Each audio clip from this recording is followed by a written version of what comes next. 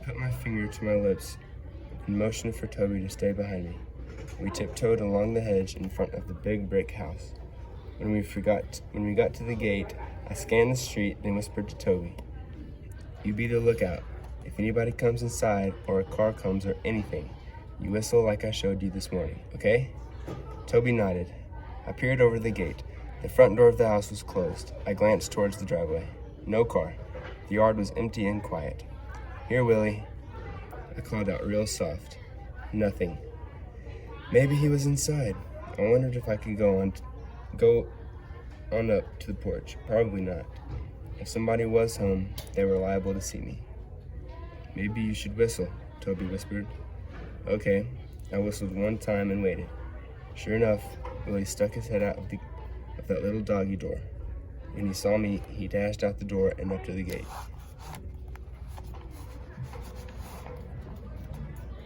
"Hey, Willie," I whispered, sticking my hand through the gate to pet him.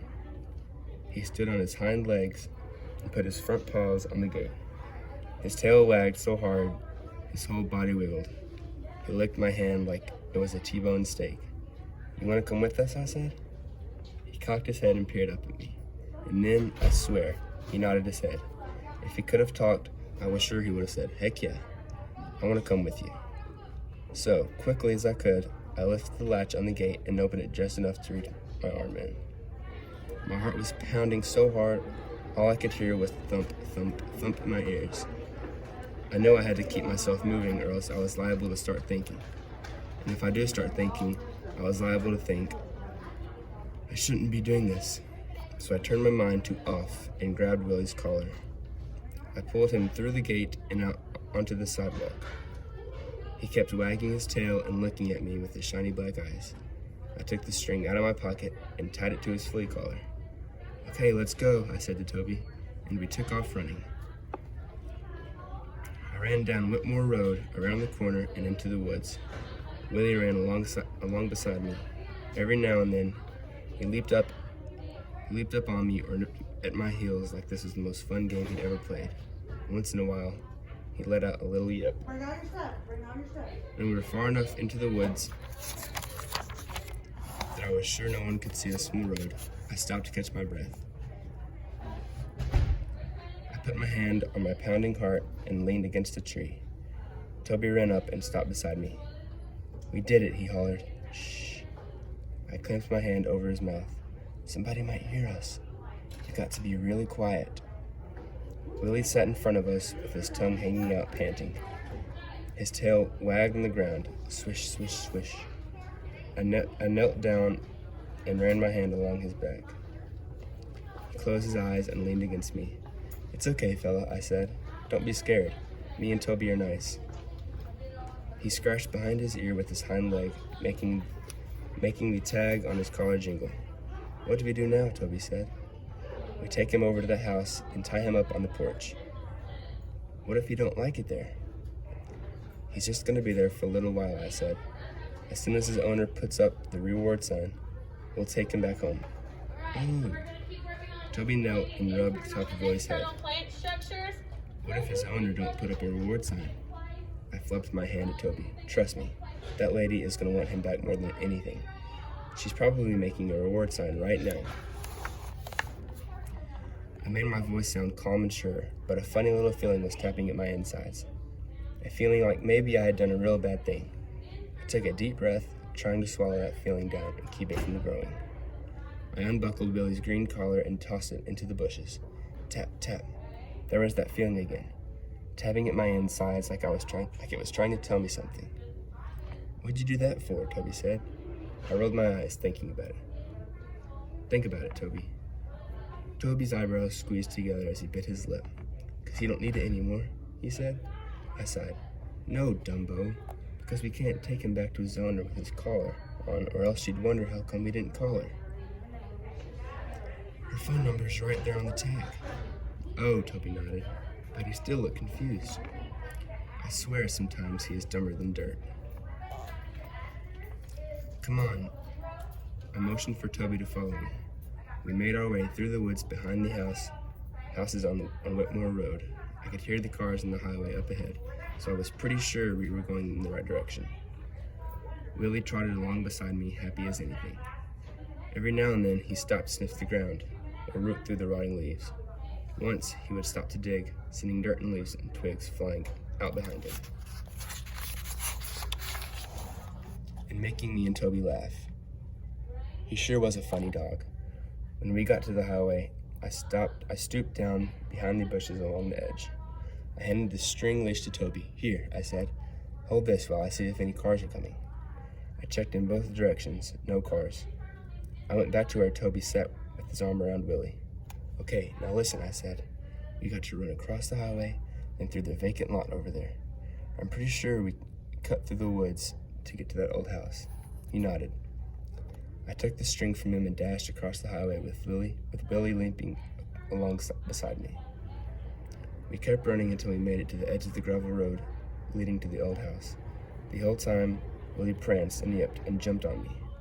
Once in a while, he grabbed the string in his mouth and gave it a tug. When we got to the house, Willie perked up his ears and watched me. "We're here, fella," I said, scratching the top of his head. He looked at that run-down, boarded-up house and then back at me. I had a feeling I knew what he was thinking. "It's okay, Willie," I said. "You won't be here long, I promise." He cocked his head in that cute way of his. I don't know how he did it, but that little dog can make you love him just by looking at him. I sat down in the dusty road and put my arm around him. He crawled right into my lap and licked my face. His licks weren't all slobbery like most dogs. "It's spooky here," Toby said in that whiny voice of his. I knew if I didn't do something fast, he was liable to turn into his baby self and start crying or something. "You hold Billy and I'll make a path to the back porch," I said. I pushed through the sticker bushes and vines, mashing them down and breaking off branches till there was a clear path to the back of the house. It was dark and damp back there. You couldn't even see the sky through the overgrown trees. The tiny porch leaned slightly, like any minute it was going to fall, right off the back of the house. The steps leading up to it were loose and rotten. One of them was broken all the way through. The door dangled by one hinge. "Come on," I called to Toby. He and Willie came around the corner of the house and stopped. "No way, Georgina," Toby said. "We can't put Willie in there." "Listen, Toby," I said. "This is the best place. Nobody will see him. And he won't get wet if it rains. And besides, you won't even be here long." I watched Toby's face, but he didn't look convinced. "And we'll come and stay with him after school and all," I added. Toby swiped at the tears that had started. "You're mean," he said. "Darn. Why'd we have to go and say that?" I sure didn't want to hear it, because that was exactly how I was feeling. Mean. "Toby, listen." I put both hands on his shoulders and looked at him square in the eye. "Aren't you tired of living in the car?" He hung his head and nodded a tiny little bit. Don't you have a real place to live? With walls and beds and a bathroom and all?" He nodded again. Then we need to help Mama get some money," I said. "And this is the only thing I can think of. Can you think of another way?" I bent down and tried to look at him in the eye again, but his head was hanging too low. All I could see was his long, dirty hair, all tangled up and ratty looking. "Then we got to do this," I said. "We'll take good care of Willie, and we'll take him right back to home just as soon as we can. And then we'll get the reward money, and everything will be good." I jiggled Toby's shoulders. "Okay?" I added. I knew Toby didn't believe me because I wasn't sure I believed myself. That old tapping feeling was getting bigger, and in my head, I was thinking maybe I was messing up. And I was starting to think how I wished I could go back in time to the hour before, or the day before, or the week before. But I knew I couldn't do that. I was there behind that awful old-looking house with this cute little dog looking at me. And I knew it was time, and it was up to me to make everything turn out good like I had planned. I took the string leash from Toby and led Willie up to the creaky steps of the porch.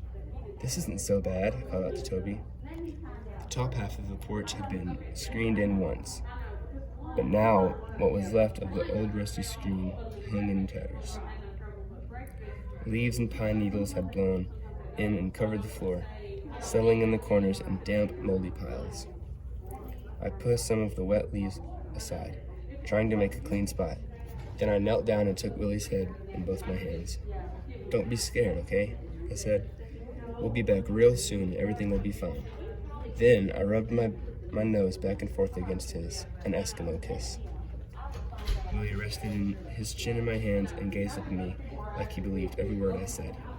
"What if he gets hungry?" Toby called from the bottom of the steps. Hungry?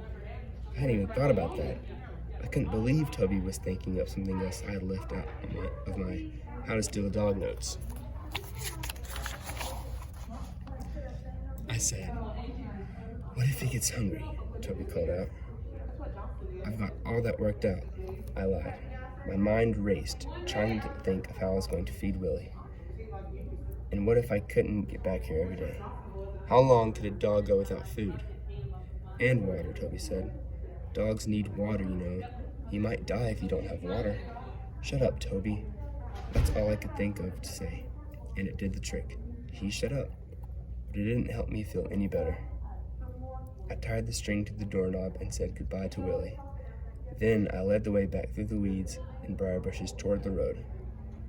I was glad Toby was quiet as we walked, because I had a lot of thinking to do about food and water for Willie, about what I'd done, about what to do next, but it was my hard to get all my thoughts straightened out, within my sides kicking up like they were.